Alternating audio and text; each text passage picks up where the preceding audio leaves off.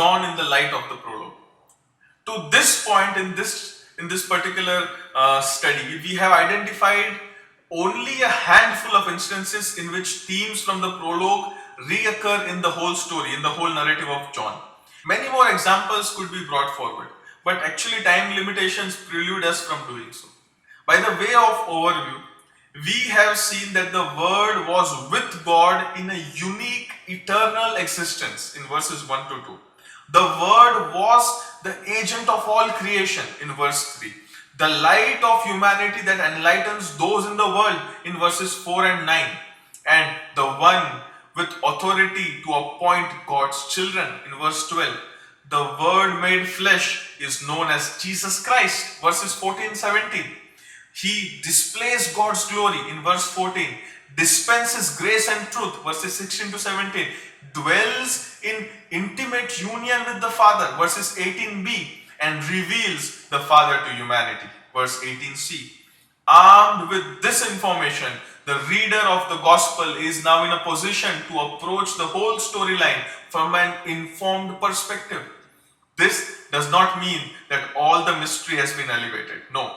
Rather, the prologue lays a foundation for an informed reading of the whole story, but also helps us to create a tension that begs for resolution.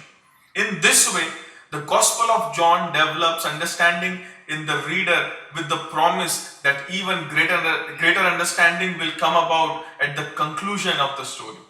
Returning to the illustration with which we began this whole particular study of the introduction, the viewer of Columbo, or the second genre of detective stories, continues to learn significant things throughout the episode, even though he or she has begun with more knowledge than those in the story.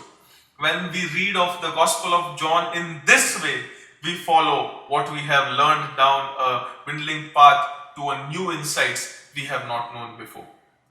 The stated purpose of the Gospel is to engender belief in those who hear the story. These things have been written in order that you might believe, that believing you might have life in His name. John chapter 20 verse 31, we read this.